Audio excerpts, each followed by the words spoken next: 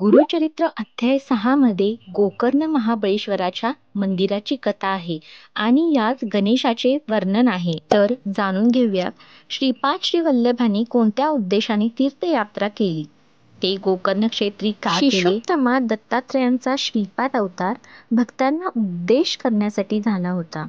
तीर्थक्षेत्रे ही आध्यात्मिक केंद्रच असतात. अशा पवित्र ठिकाणी उपदेश केल्याने व दीक्षा दिल्याने अधिक चांगला प्रभाव पडतो. म्हणून श्रीपाद श्री वल्लभ लोककल्याणार्थ तीर्थयात्रा करीत होते. तीर्थे अनेक असले तरी गोकर्ण क्षेत्राचे महात्म्य अत्यंत थोर आहे.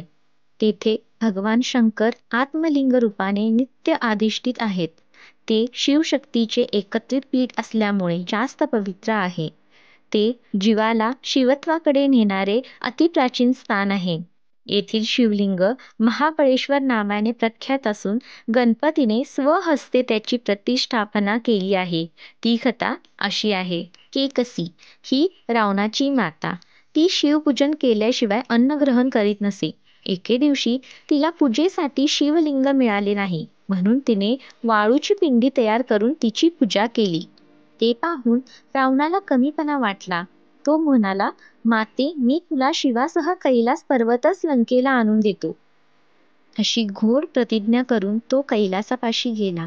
आपल्या 20 हातांनी कैलास पर्वत गदागदा हलवू लागला. त्या हादऱ्याने त्रिभुवन डगमगले. पार्वती भयभीत झाली. तेव्हा शंकराने डाव्या हाताने शिखरावर दाब दिला. त्यामुळे रावण पर्वताखाली दडपला गेला. त्याने आर्ततेने शंकराची प्रार्थना केली. रावण शिवभक्त असल्यामुळे भोळ्या शंकराला दया आली. त्याने डाव्या हाताचा दाब काढून घेताच रावणाची सुटका झाली. जीवनदान मिळालेल्या रावणाने अत्यंतिक समर्पित भावनेने आपले मस्तक छेदले. आपल्या आतड्यांची दोरी वळली. ती त्या मस्तकाला जोडून एक तंतुवाद्य तयार केले. त्याच्या साथीने त्याने 36 रागरागिण्यांमध्ये सुस्वर गायन केले. त्याचा भक्तिभाव पाहून प्रसन्न झालेल्या शंकराने वर मागण्यास सांगितले. रावणाने मातेसाठी कैलास पर्वत मागितला. तेव्हा शंकर म्हणाला, माझ्या पूजेसाठी मी तुला माझे आत्मलिंग देतो. ते माझा प्राण आहे. शंकराने त्याला स्वतःचे आत्मलिंग दिले व शंकर म्हणाले, हे लंकेत घेऊन जा. याची 3 वर्ष पूजा कर. त्यामुळे तू ईश्वर स्वरूप होशील. मात्र मार्गाने जाताना हे दिव्यलिंग कोठेही भूमीवर ठेवू नकोस. शिवाचे आत्मलिंग प्राप्त झाले म्हणून रावणाला खूपच आनंद झाला होता. शंकराला वंदन करून तो लंकेच्या दिशेने निघाला. ही वार्ता नारद आणि इंद्राला सांगताच तो भयभीत झाला. मग नारद, ब्रह्मदेव, इंद्रादी सुरगणांनी विष्णूची भेट घेतली व म्हणाले, हे श्रीहरी, शिवाचे आत्मलिंग मिळाल्यामुळे रावण अजरामर होण्याची धोका निर्माण झाला आहे. आता तुम्हीच काही उपाय करा, नाहीतर सृष्टीचा नाश अटळ आहे. श्री विष्णूने शंकराला गाठले व रावणाला आत्मलिंग देऊन किती वेळ झाला ते विचारून घेतले. मग नारद आणि गणपतीला बोलवून काय युक्ती करायची ते नीट समजावून सांगितले. त्याचप्रमाणे ते दोघे कामगिरीवर रवाना झाले.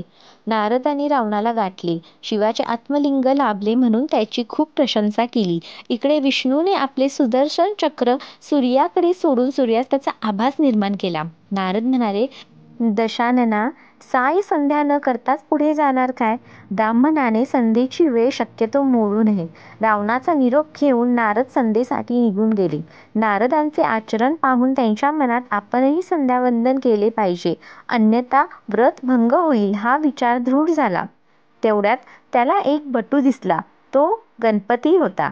हा ब्राह्मणकुमार भोळा दिसतो. संध्या होईपर्यंत हे आत्मलिंग त्याच्याकडे सांभाळायला देऊ, असा विचार करून रावणाने त्याला हाक मारून जवळ बोलविले व त्याला मदत करण्याची विनंती केली. तेव्हा बट्टू रूपातील गणपती म्हणाले, लंकेश्वर, तुम्ही संध्या करून लवकर परत या. तोपर्यंत मी लिंग सांभाळेन. ते मला पेलवले नाही तर मी तुम्हाला 3 हाक मारीन. तोवर तुम्ही आला नाही तर मात्र मी लिंग खाली ठेवीन. ते मान्य करून रावणाने आत्मलिंग बट्टूच्या हाती दिले व तो संध्येसाठी गेला. बटू त्यांच्यापासून काही अंतरावर उभा होता. बटूने त्याला हाक मारली. रावणाने त्याला हात दाखवून थांबण्यास सांगितले. मग त्याने थोड्या अवधीने पुन्हा 2 हाका मारल्या. गणपतीने स्वतःच्या पित्याचे जे दिव्य आत्मलिंग भूमीवर ठेवले. संध्या आटोपून रावण त्वरेने धावला, पण तोपर्यंत खूप उशीर झाला होता.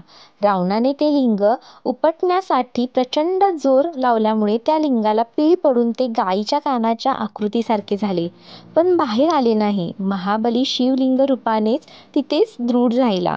तेव्हापासून ते शिवलिंग गोकर्ण महाबळेश्वर म्हणून प्रख्यात आहे. हताश रावण रिक्त हस्ते लंकेला परतला. शिवाने वास्तव्य केले म्हणून देवही तेथे कथा आवडली येऊन असेल राहू तर लागले. सबस्क्राईब नक्की करा. धन्यवाद.